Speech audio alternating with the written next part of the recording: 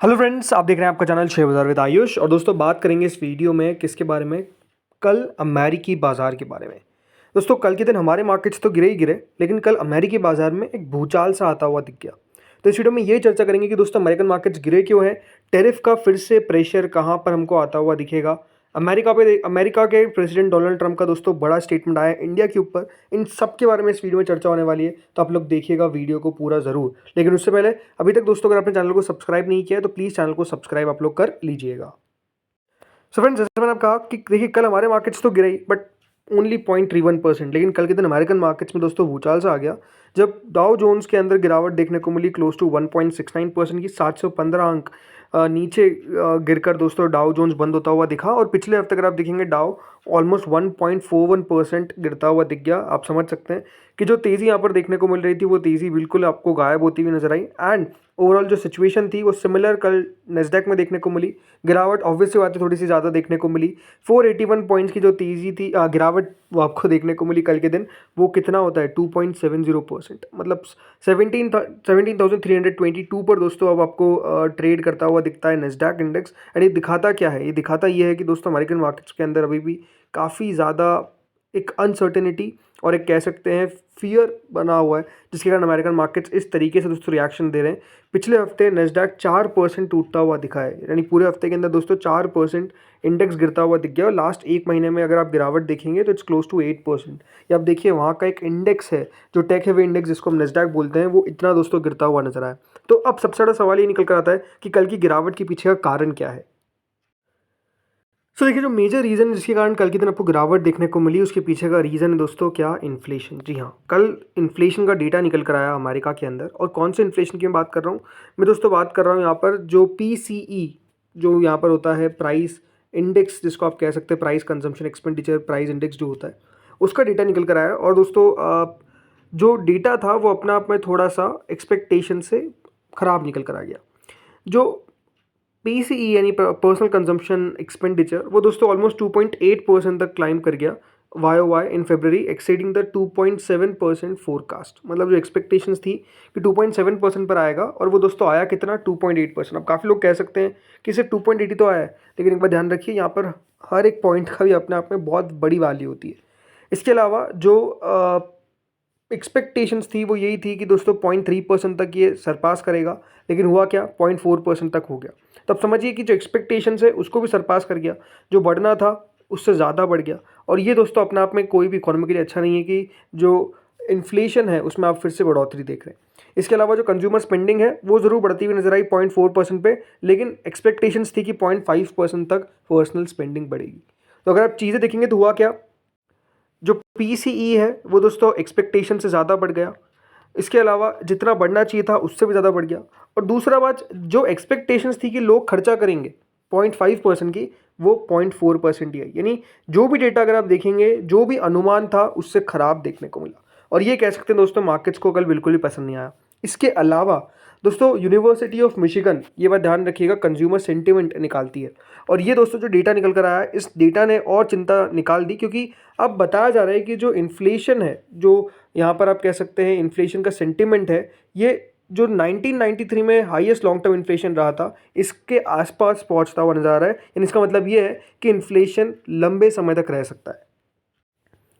यानी मतलब ये है कि दोस्तों अनुमान ये लगाया जा रहा है कि जो इन्फ्लेशन का डर मार्केट को है वो सही साबित ना हो जाए, और इन्फ्लेशन जो है वो इकोनॉमी पे काफ़ी ज़्यादा समय तक रह सकता है। क्योंकि जो भी देखिए ट्रेड पॉलिसीज़ देखने को मिल रही है किनकी, डोनाल्ड ट्रंप की। और ये ट्रेड पॉलिसीज़ ही दोस्तों मार्केट को सबसे ज़्यादा कह सकते हैं चिंता में डाल रहा है। डोनाल्ड ट्रंप दोस्तों जिस तरीके से लगातार टैरिफ को लेकर बातचीत कर रहे हैं, और जिस तरीके से टैरिफ को लेकर देखिए वो कह रहे हैं कि 2 अप्रैल रहेगा अमेरिका का लिबरेशन डे, राइट। तो ये 2 अप्रैल आप कह सकते हैं अब मार्केट्स के लिए द D डे बन चुका है, कि इस दिन क्या ट्रंप टैरिफ के साथ ही आगे बढ़ेंगे, क्या रेसिप्रोकल टैरिफ जिनकी वो बात लगातार कर रहे हैं क्या वो लगाएंगे। और ये बात ध्यान रखिए मार्केट्स इतना डर क्यों रहा है। एंड अगर वो चले गए कि हाँ मैं तो लगाऊंगा रेसिप्रोकल टैरिफ, तो इससे होगा क्या, सिंपल सी बात है दोस्तों, कोई भी इकोनॉमी शांत नहीं बैठेगी, राइट। अगर US रेसिप्रोकल टैरिफ का अनाउंसमेंट कर देगा तो इससे ये बात ध्यान रखिएगा हर एक इकोनॉमी पे और इम्पैक्ट पड़ेगा। तो क्या कुछ बाकी प्रोडक्ट्स के US के क्या दूसरी कंट्रीज टैरिफ लगाना चालू कर देगी, और क्या इससे टैरिफ वॉर आप कह सकते हैं, राइट, वो शुरू हो जाएगा। ये एक सबसे बड़ा डर जो है वो बना हुआ है, और ये दोस्तों मार्केट्स को बिल्कुल भी पसंद नहीं आ रहा है। जैसे कि एक बार ध्यान रखिएगा, इस हफ्ते क्या किया था उन्होंने, ऑटोज़ पे लगा दिया था 25% टैरिफ। उन्होंने कहा कि जो भी इंपोर्ट कार रहेगी, इंपोर्ट अगर आप कर रहे हैं कार अमेरिका के अंदर, तो 25% टैरिफ लगेगा। ये अपने आप में कह सकते हैं सबसे खतरनाक चीज़ निकल कर आ गई, और वहाँ बाद में वहाँ के शेयर्स में भी गिरावट देखने को मिल गई। ऐसा नहीं कि वहाँ के शेयर्स बचे, वहाँ के शेयर्स में भी आपको बड़ी गिरावट देखने को मिल गई, और मार्केट्स लगातार दोस्तों इसके कारण कह सकते हैं चिंता में। अब कल एक इंपॉर्टेंट स्टेटमेंट निकल कर आया डोनाल्ड ट्रंप का इंडिया के ऊपर। जी हाँ, उन्होंने कहा कि working out very well, Trump optimistic about US India trade talks, calls PM Modi smart man great leader. तो देखिए, ये डोनाल्ड ट्रंप की तरफ से कहा गया है, लेकिन उन्होंने कहा कि हाँ काफ़ी हम ऑप्टिमिस्टिक है about US India trade talks. अब ये बात दोस्तों ज़रूर है कि उन्होंने कहा ट्रेड टॉक्स, उन्होंने कुछ भी टैरिफ को लेकर नहीं कहा, लेकिन ये बात सही है कि अगर दोस्तों जो नेगोशिएशंस चल रहे हैं, अगर वो सही तरीके से साबित हो जाते हैं कि हाँ उसमें से और एक अच्छा आउटकम निकल कर आता है, तो ये डेफिनेटली हमारी कंट्री के लिए काफ़ी बढ़िया रहेगा। लेकिन ज़रूर आप कह सकते हैं ये जो रिमार्क है, राइट, ये काफ़ी बड़ा सिग्निफिकेंस रखते हैं, क्योंकि लगातार वो इंडिया को क्रिटिसाइज़ करते हुए आए। कल भी देखिए उन्होंने ये कहा कि India is one of the most high tariff country, right. उन्होंने लगातार भारत को ये कहते आ रहे हैं कि भारत सबसे ज़्यादा टैरिफ लगाने वाले देशों में से एक है। लेकिन जब उनसे कल पूछा गया तो उन्होंने ये कहा कि prime minister Modi was here just recently and we have always been very good friends. ये उन्होंने कहा कि अभी प्रधानमंत्री मोदी आए थे और हम दोनों काफ़ी अच्छे दोस्त हैं। इंडिया, देखिए यहाँ पे साफ साफ लिखा हुआ है, India is one of the highest tariffing nations in the world, मतलब जो सबसे ज़्यादा टैरिफ लगाते हैं कोई देश, तो उसमें से भारत एक है। उन्होंने कहा it's brutal, they are very smart, he is a very smart man and a great friend of mine, we had very good talks, I think it's going to work out very well between India and our country. मतलब उन्होंने साफ साफ ये कहा कि still, मतलब जिस तरीके का उनका अंदाज़ है कि वो कहते तो हैं ही कि जो अगर आप कुछ कर रहे हैं तो वो आपको कॉल आउट कर देंगे। जैसे उन्होंने कह दिया कि देखिए टैरिफ लगाता है भारत और वो काफ़ी ख़राब है, ब्रूटल मतलब काफ़ी ज़्यादा ख़राब है। बट उन्होंने ये भी कहा कि प्राइम मिनिस्टर मोदी स्मार्ट है, और अब मुझे लगता है कि देखिए जो बातचीत चल रही है वो वेरी वेल वर्कआउट हो जाएगी। लेकिन ये बात सही है कि देखिए 2 अप्रैल को होगा क्या, ये पता नहीं है किसी को।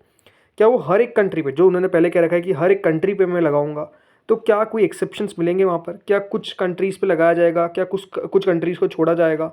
तो ये इंटरेस्टिंग होगा देखना कि आने वाले समय में होता क्या है। अब मान लीजिए एक बार हमारे ऊपर टैरिफ लग जाते तो उसका असर कितना पड़ेगा? तो देखिए उसका असर कुछ इस तरीके से पड़ेगा कि इंडिया को ऑलमोस्ट $31 बिलियन का एक्सपोर्ट लॉस फेस करना पड़ सकता है अगर 25% टैरिफ जो है वो लग जाते हैं। ये एक एस्टिमेट लिया गया है, राइट। अब ये बात ध्यान रखिएगा, जो एक रिपोर्ट निकल कर आई थी एमके की, उसमें बताया गया था कि इंडिया करीबन $6 बिलियन यानी 0.16% ऑफ इट्स जीडीपी गंवा सकता है अगर टैरिफ जो है वो लगते हैं, एक्सपोर्ट्स पे टैरिफ लगते हैं, अगर उसको 10% रखा जाता है। लेकिन अगर यही 10% को बढ़ाकर 25% तक टैरिफ ले जाया गया, तो ये दोस्तों होगा क्या कि 6 बिलियन नहीं बल्कि $31 बिलियन तक पहुंच जाएगा। मतलब आप समझ सकते हैं कि 6 बिलियन ही हमारी जीडीपी का 0.16% है, और अगर $31 बिलियन हो गया तो ऑब्वियस सी बात है वो हमारे जीडीपी का परसेंटेज भी थोड़ा सा ज़्यादा आ जाएगा। नो डाउट ये 1% से कम रह सकता है, रहेगा, लेकिन ये बात आपको समझना पड़ेगा कि देखिए ये अपने आप में काफ़ी ज़्यादा बड़ा है। जो डेटा है वो अपने आप में काफ़ी ज़्यादा बड़ा है और अपने आप में कह सकते हैं थोड़ा सा डेंजरस है। और देखिए इसमें क्या कहा गया है, जो नेचर रेसिप्रोकल टैरिफ का इम्प्लीमेंटेशन अभी भी अनक्लियर है, और उनका मानना है कि मतलब इस रिपोर्ट में कहा गया है कि एक broad country level based tariff लगेंगे। लेकिन ये बात ध्यान रखिएगा, जिस तरीके से टैरिफ इंडिया लगाता है, जो बोलता भी है अमेरिका कि India could be among the worst hit nations as per broad reciprocal differentials, मतलब जो अंतर है, राइट, उससे सबसे ज़्यादा चिंता भारत को होनी चाहिए, ये बताया जा रहा है। बाकी दोस्तों ऑटो के बाद दूसरे सेक्टर का भी नाम आ चुका है जिसपे ट्रंप बहुत जल्द टैरिफ अनाउंस करेंगे, वो है दोस्तों कौन सा? Pharma sector. जी हाँ, फार्मा सेक्टर में आप कह सकते हैं कि अब प्रॉब्लम्स देखने को मिल सकती है मंडे के दिन, जिस तरीके से ऑटो सेक्टर में देखने को मिली थी, क्योंकि ट्रंप अनाउंस कर सकते हैं दोस्तों क्या? Pharma tariff. जी हाँ, फार्मा पे टैरिफ अनाउंसमेंट हो सकता है। अभी ये नहीं पता है कि देखिए कितना टैरिफ लगेगा। अब देखना दिलचस्प होगा कि दोस्तों क्या होता है, ट्रंप अपने टैरिफ के साथ क्या करते हैं, क्या लेकर चलते हैं। उनसे ये भी एक सवाल पूछा गया कि जैसे कि उन्होंने कहा कि हमसे ब्रिटेन लगातार अप्रोच कर रहा है, तो उन्होंने उनसे पूछा गया कि क्या ये 2 अप्रैल से पहले बातचीत का एक आउटकम निकल कर आ सकता है, तो उन्होंने कहा कि बिल्कुल भी नहीं, इसको मैं रूल आउट करता हूँ, इसके बाद ही निकल कर आएगा और एक प्रोसेस है जिसके तहत ये सारी चीज़ें होंगी। So I think it's interesting to see. देखिए मार्केट्स के लिए अपने आप में खतरा है, और सबसे ज़्यादा मार्केट्स के लिए अगर कोई खतरा है तो वो ट्रंप है, और ये बात ध्यान रखिएगा वो खुद अमेरिकन मार्केट्स के लिए भी खतरा है, राइट। कोई चीज़ें जिस तरीके से देखिए डोनाल्ड ट्रंप कर रहे हैं, ऐसा नहीं होता है कि आप टैरिफ लगा देंगे और कल से आपकी कंट्री में प्रोडक्शन जो है वो दिन दुगना और बढ़ता हुआ दिखेगा, राइट। ऐसा नहीं होता है। इट्स अगेन वो टाइम लेता है। अगर चाइना दोस्तों आज इतना ज़्यादा प्रोडक्शन करता है, उनकी इतनी मैन्युफैक्चरिंग है, तो वो टाइम के साथ हुआ है। ऐसा नहीं कि देखिए चाइना ने कहा कि हम दूसरे देशों से कुछ खरीदेंगे नहीं, नहीं खरीदा, लेकिन उन्होंने धीरे धीरे करके अपने आप पर भी एस्टेब्लिश करते गए प्रोडक्शन को। उस तरीके से दोस्तों चाइना आगे बढ़ गया। तो ये आई थिंक पॉइंट होना चाहिए, बट ठीक है अब देखते हैं होता क्या है। इस वीडियो में दोस्तों इतना ही था। होपफुली वीडियो बढ़िया लगा होगा। Thank you friends watching this video.